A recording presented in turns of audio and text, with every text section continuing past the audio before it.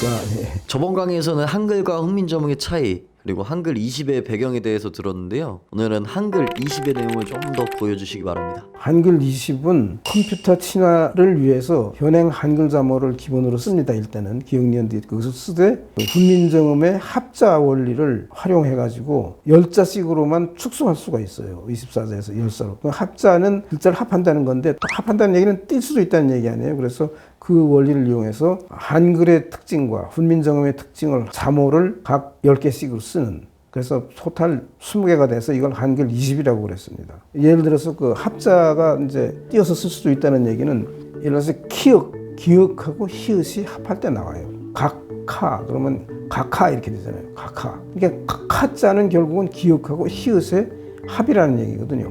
기억하고 히읗을 합하면 키읔이 되지만 키읔을 기역과 히읗으로 나눌 수도 있다는 얘기예요. 그러면 키읔은 14자 안에 들어갈 필요가 없어요. 필요하면 기역하고 히읗 합쳐서 쓰면 되니까. 이렇게 해서 뺄 수 있는 게 키읔, 히읗, 피읍, 치읓. 네 글자는 뺀단 말이에요. 그러면 한글 14글자 중에 4글자를 빼버리면 10자만 남잖아요. 그럼 이걸 가지고 합하면 얼마인지 만들 수가 있는 거예요. 그래서 자음은 10개.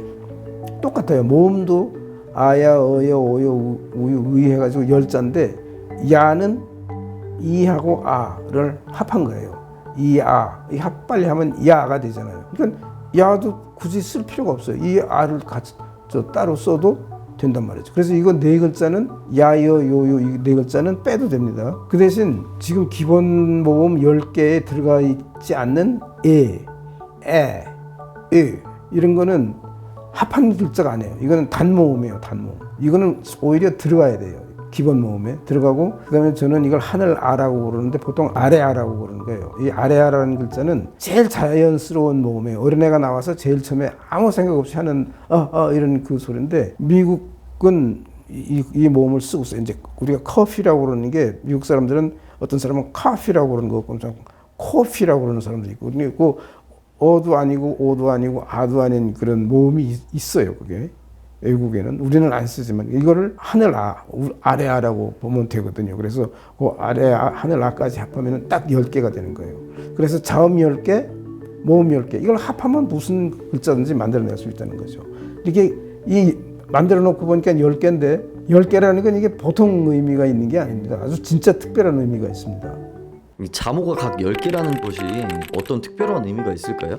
이 컴퓨터라는 거는 숫자는 제일 처음부터 읽을 수 있게 만들었어요. 근데 그 글자는 못 읽어요. 그래서 글자도 어떻게 숫자로 만들어야 되는데, 그렇게 하기 위해서는 지금 현재 유니코드라는 부호 시스템이 있어요. 중국어 한자, 우리나라의 글자 하나하나에 다 고유의 유니코드를 붙이는 거예요. 이런 그 숫자와 컴퓨터가 읽을 수 있는 코드를 만들어서 붙이는데, 그래서 전 세계에 14만 9,186개의 유니코드가 있어요. 이건 우리나라에서만 쓰는 게 아니라 미국, 영국 어디든지 다 컴퓨터만 있으면 이게 다 들어가 있는 거예요. 근데 한글 20은 0부터 9로 바꿔놓을 수가 있잖아요. 그러면 0부터 9자까지만 써서 소리를 표기를 할 수가 있는 거예요. 이제 예를 들어서 설명을 해볼게요. 그 전에 우리가 아버지 이런 얘기를 많이 했는데, 이 표에 보면은 아버지를 유니코드로 하면 아자는 유니코드로 C544입니다. C544. 근데 한글 20 코드, 그러면 우리가 아는 이응 더하기 모음 아니에요? 이응, 자음 이응은 코드로 0입니다. 그 표에 보면은. 그리고 아는 모음 코드로 2란 말이죠. 그래서 0.2 이렇게 하면 되는 거예요. 그러면 유니코드로는 C544지만 우리는 02 이렇게 하면 되는 거예요. 그 다음에 번은 BC84가 아니고 6.3점. 몇 점은 왜 찍었냐면 컴퓨터가 읽을 때 양쪽에 점이 있으면은 모음이다 이걸 알아내라고 그냥 점은 찍어 놓은 거예요. 그리고 G는 8.1점 이렇게 했거든요. 이걸 조금 더 실감나는 예를 하기 위해서 전번 강의에 제가 시달타 찾아본 얘기를 했잖아요. 시달타를 한글로 대충 발음대로 치면은 찾을 수가 있는데, 시달타는 뭐 우리나라 말이 아닌데도 이 시달타 이렇게 써가지고 한글 20 코드로 하면은 7.1, 33.24, 3.2 이렇게 숫자로 되고, 시달타, 시탈타 이러면 다 이렇게 0부터 9의 숫자로 간단히 표시가 되고, 네, 다 숫자가 있네요. 이렇게 보면은 한눈으로 봐도 모음이 빨갛고 모음을 빨갛게 만들었거든요. 그래서 이것들이 비슷한 소리구나 이걸 알 수가 있는 거예요. 그러니까 그림이 비슷하게 나오는 거예요. 이건 아자가 들어가면 이라는 말씀이시죠? 어자가 들어가면 이 어가 뭐 3으로 바뀌어도 또 대충 비슷하게 된단 말이죠. 그런데 스펠링으로 알파벳으로 해놓으면은 그 밑에 표에서 보는 것처럼 복잡해지는 거죠. 이걸 보고 아무것도 이걸 알 수가 없는 거죠. 눈으로는 이건 뭐 컴퓨터나 알지 사람은 이거 가지고 쓰지도 않고 알지도 못하는 거예요. 그렇지만 한글 20 코드로 해놓으면 이것만 가지고도 읽을 수가 있어요. 금방 그 조금만 연습하면은. 그래서 그 한글 20 코드는 수치화를 쉽게 하는데 이게 지금 우리가 글자를 수치화했지만 한글 자체는 소리 표기거든요. 그래서 소리도 같이 수치화가 되는 거예요. 소리와 글자가 한글 20으로 한목에.